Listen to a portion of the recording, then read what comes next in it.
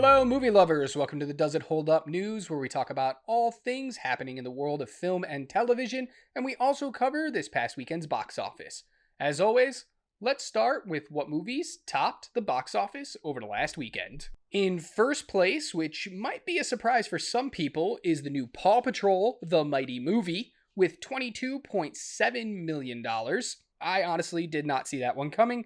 I thought it was going to go to either the second or third place movie this week. In second place is Saw X with $18.3 million, the 10th in a franchise that maybe should have stopped quite a while ago.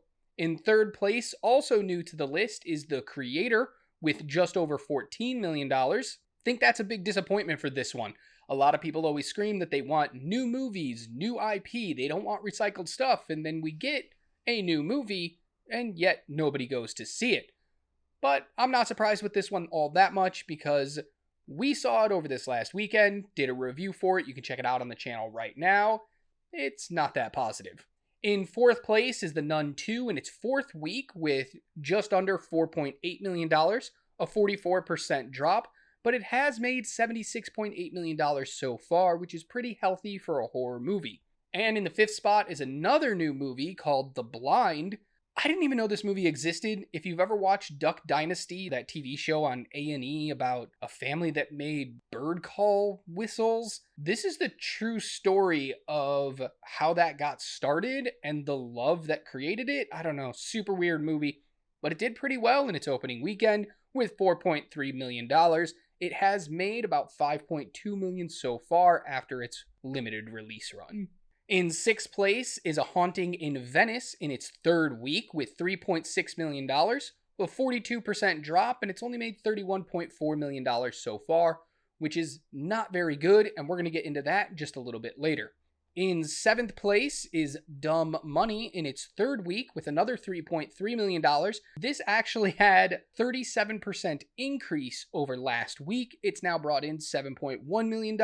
I have a feeling this movie is going to hang around a little while, probably with low numbers like this, but it's definitely going to hang around. In eighth place is The Equalizer 3 in its fifth week with another $2.7 million, 43% drop, but it's taken in about $86 million so far. The Expendables has a terrible second week, dropping all the way to ninth place with only $2.5 million, which is a great 69% drop for this movie.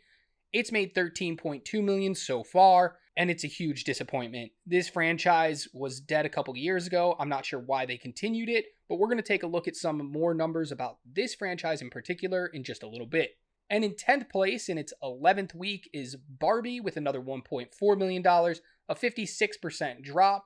It's made $633 million so far, so it's going to fall out of the top 10 most likely next week, and they're not going to be disappointed at all. It did have that big 56% drop because last week it got pushed out into IMAX theaters for the first time since its opening weekend, and you saw a big increase from that. And the movies that came out of the top 10 this week are Oppenheimer after 10 weeks, Blue Beetle after 6 weeks, My Big Fat Greek Wedding after only 3 weeks, and It Lives Inside after just 1 week in the top 10. Next up, I wanted to do something new for the show, and that was taking a look at some of these movies and how they compare to other movies in their franchise. We have a lot of movies in the top 10 right now that are sequels or attached to another IP, and I wanted to see how well they were doing. So let's take a look at that. First up, I wanted to take a look at Paw Patrol as it was the number one movie of the weekend, and it was a sequel to a movie that came out in 2021 just called Paw Patrol: The Movie. So for the opening weekends for these two movies, we had Paw Patrol: The Movie back in 2021 only opened up to $13.1 million. Paw Patrol: The Mighty Movie did pretty well in its opening weekend, but we have to remember 2021 was a time when theaters were still just reopening after everything that went down, and it's possible Paw Patrol the movie could have done a lot better now. And let's also take a look at what their total gross is. Paw Patrol the movie has that $22.7 million right now, but obviously it's going to hang around in theaters for a little bit, and it's chasing Paw Patrol the movie that made $40.1 million back in 2021. It's most likely going to get there. I don't see this movie coming out of theaters anytime soon. Kids' movies tend to play for a long time, especially if they're good, and apparently Paw Patrol: The Mighty Movie is pretty good. Another movie that was new to theaters this weekend was Saw X, the 10th in a franchise that I don't know if they've had a good movie since maybe the first two, but I wanted to take a look at those as well. So first up, let's take a look at the opening weekend for the Saw franchise. Saw 10 opens up in 6th place with its $18.3 million, but it is far behind many of the other ones. We have Saw 3 is in 1st place with $33.6 million opening weekend, Saw 4 in 2nd place with $31.7 million, Saw 2 with $31.7 million also in 3rd place, Saw 5 with $30 million, Saw 7 or Saw 3D with $24.2 million, then you get Saw X in the 6th place, just beating out the original Saw from back in 2004. That one made $18.2 million in its opening weekend. Jigsaw in 8th place with $16.6, Saw 6 with only $14.1, and the very disappointing Spiral, again from back in 2021, with $8.7 million. But we can't stop there. We have to adjust for inflation, see where it all really pans out. Adjusting for inflation, Saw X drops all the way to 9th place, just beating out Spiral. And by just, I mean about $10 million. But Saw 3 hangs around in that top spot with $54 million, but Saw 2 jumps into 2nd place with $52 million. Saw 4 drops to 3rd with $48. Saw 5 hangs around in 4th place with $44 million. Saw 3D, $32.3. The original Saw moves up to 6th place with just under $31 million. Saw 6 jumps up from 9th place to 7th place with just under $20 million. Jigsaw hangs out in 8th place with $19.5. When you look at it adjusted for inflation, Saw X did not do that well, even though 18.3 is probably higher than you were expecting it to make this opening weekend. Looking at the franchise as a whole, talking about the total box office take that it brings in 1st place we have Saw 2 with $87 million, 2nd place Saw 3 with $80 million, Saw 4 in 3rd place with $63.3 million, Saw 5 still in 4th place with $56.7. The original Saw is in 5th place with just under $56 million. Saw 3D drops to 6th with $45.7 million. Jigsaw in 7th with $38 million. Saw 6 with just under $28 million. Spiral with $23.2 million in 9th place. And Saw X makes the list in 10th place with its opening of $18.3 million, but it still has room to grow. I expect it's most likely going to beat Spiral, possibly Saw 6, but I don't think it's going to come anywhere close to catching Jigsaw. It still has $20 million to catch that mark. But as always, we have to adjust for inflation, so we do that. Saw X is obviously still in 10th place, about $5 million behind Spiral. It will catch that, but Saw 6 now jumps up $20 million above Saw X, and I don't know if it's going to get there, so I imagine Saw X will probably land in the 9th spot when it comes to the franchise. What I'm shocked by looking at these numbers is the original Saw adjusted only comes out to $94.9 million, which is kind of low. I figured that one made some pretty decent money. It would have jumped higher up in the list, but Saw 2 had an incredible $143 million when adjusted for inflation. And Saw X, not even going to come close to that.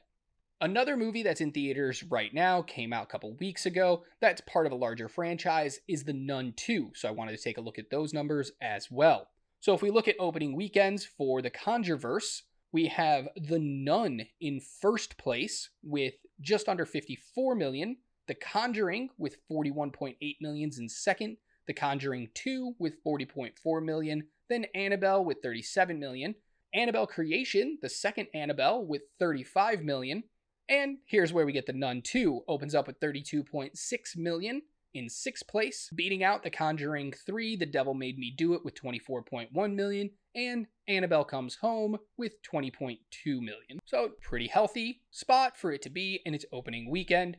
If you adjust for inflation, nothing actually moves where they were, so didn't do it for that opening weekend. But let's take a look at the total gross tracker for this franchise. And when we take a look at it, The Nun 2 still is in 6th place with its current total of $76.8 million, beating out Annabelle 3 in 7th and The Conjuring 3 in 8th. It's about $8 million behind Annabelle, but it is almost $30 million behind Annabelle Creation for that 4th spot. I don't think it has the legs to get there, so it's probably going to end up somewhere in the 5th spot, unadjusted for inflation. But we're going to adjust for inflation anyway. The Nun's going to drop to 7th place with only $76.8 million, behind Annabelle 3 at $85 million.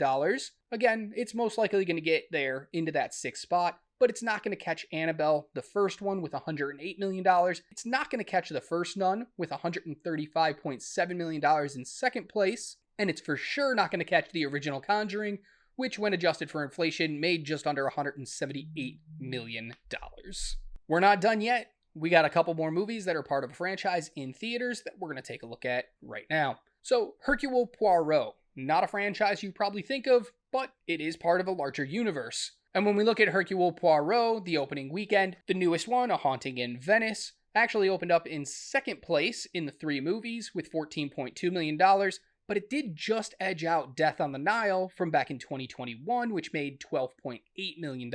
That was a day-and-date release where it was on HBO Max the same day that it went to theaters, and A Haunting in Venice still just barely beat it, which is not a good sign for these movies going forwards. When we look at the total gross, A Haunting in Venice is currently at $31.4 million. In 3rd place in this franchise, Death on the Nile's made $45 million, Orient on the Express $102 million. A Haunting in Venice isn't even going to catch Death on the Nile at $45 million, so it's going to round out right into that 3rd place when everything is all said and done. Alright, we still have 2 franchises to look at because apparently Hollywood doesn't know how to make anything outside of franchise movies and sequels. And that's really all that's dominating the box office right now. So the other ones currently in theaters, first, The Equalizer. So if we look at opening weekends for The Equalizer, Equalizer 3 actually opened up to $34.6 million, giving it its 2nd place in this franchise of 3 movies, right behind The Equalizer 2 that opened up to $36 million, and right ahead of The Equalizer, which opened up to $34.1 million. If you want the definition of consistency, it's this franchise looking at those opening numbers. 36, 34.6, 34.1. If you can keep the budget low on these movies, you're almost guaranteed to open up right in that $30 million range. But opening weekends adjusted for inflation, Equalizer 3 drops down to 3rd place, and the gap is much wider. Equalizer 2 opened up to 41.6 in 2nd place, and the original Equalizer opened up to about $44 million, clearly in 1st place. When we're looking at the total box office happening for these movies, Equalizer 3 is in 3rd place with just under $86 million. The original Equalizer made $101 million, and the Equalizer 2 made $102. It's not going to get to either one of those, especially when adjusted for inflation. The gap is very wide here. Equalizer 2's adjusted total is $118 million. The Equalizer's adjusted total is $130.8 million. Equalizer 3, not going to come close. It's at $86 million, and it's already running out of steam. The last franchise to look at, that's currently in theaters, is the Expendables franchise. A franchise that probably should have stopped after the first movie, but for some reason, they just keep making them, and I honestly can't tell you why. So looking at opening weekends for the Expendables franchise, you can see that it's just a downward ladder. The Expendables is in 1st place with $34.8 million, then Expendables 2 in 2nd, dropping about $6 million to $28.5, Expendables 3 in 3rd, opening up to just under $16 million, and the Expendables opening up to only $8 million. Just kept going down, and yet they continued to make movies. And when we look at total gross, it's the same exact story. Expendables in 1st with $103 million, Expendables 2 with $85 million, Expendables 3 with only $39 million, and Expendables is currently at $13 million, but it's most likely going to drop out of the top 10 next week, and it's probably going to end up right around that $15 million mark. That is a huge step down from movie to movie to movie, and it just really doesn't make any sense when you look at it. So this is just a weird franchise, because why would you keep making movies if the return keeps getting smaller and smaller? And if you look at the budget for these movies, the first Expendables had an $82 million budget, and then Expendables 2, 3, and 4 all had a budget around $100 million. And when you're only going to make 15 at the domestic box office, it sounds like it's going to be a complete and utter failure. But both the first Expendables and Expendables 3 made over $200 million worldwide, with Expendables 2 making over $300 million worldwide. So this is the kind of franchise that they don't really care about the domestic box office. They are looking at the worldwide numbers more than anything, and that's the reason this franchise keeps getting made.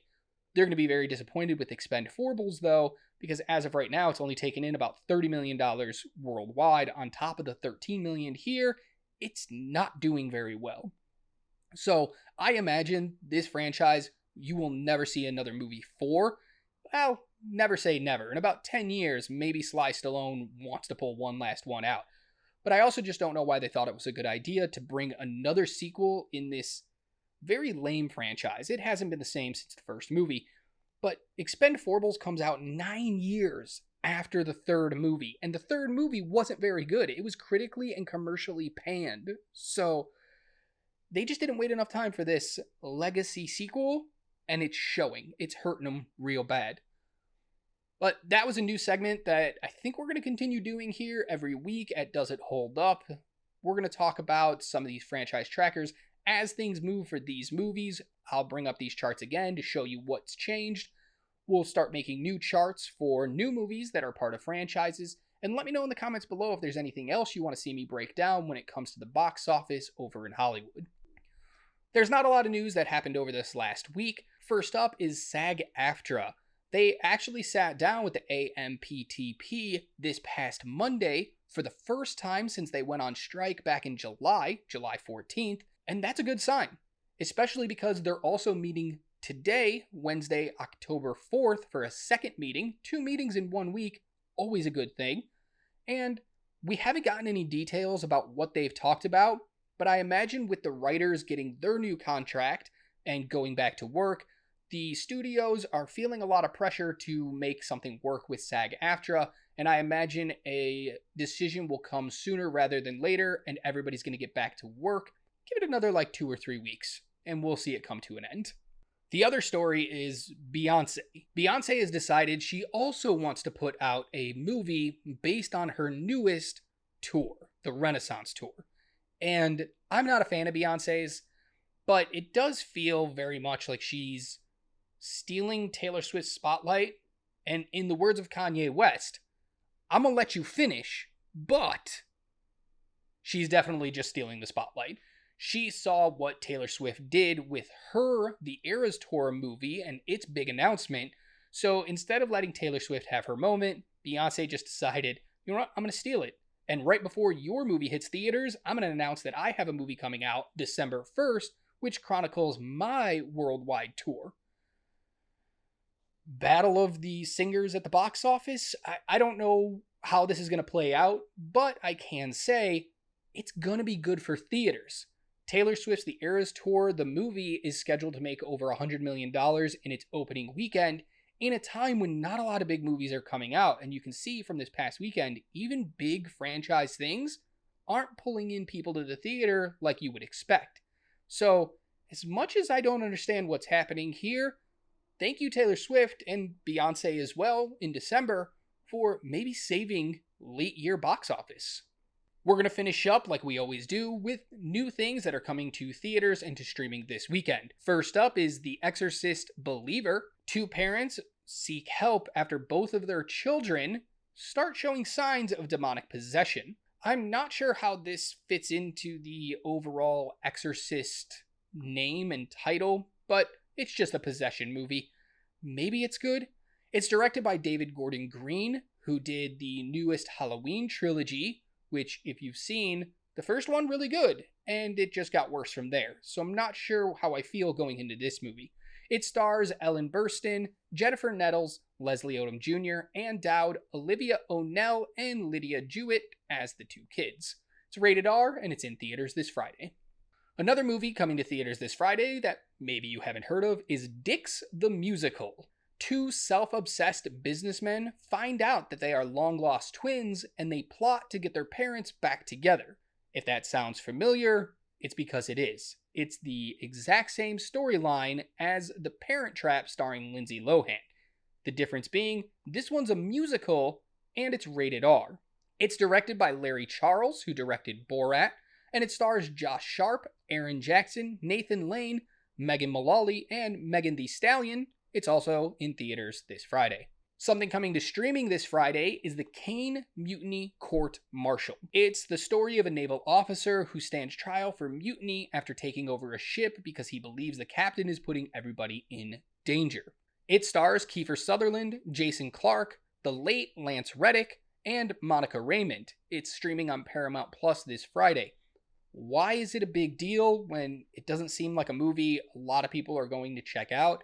Well, it was the last film directed by the late and great William Friedkin, who came to prominence way back when he directed the first Exorcist. So it's interesting that this one's coming to streaming this Friday on the same day that a new Exorcist movie is hitting theaters.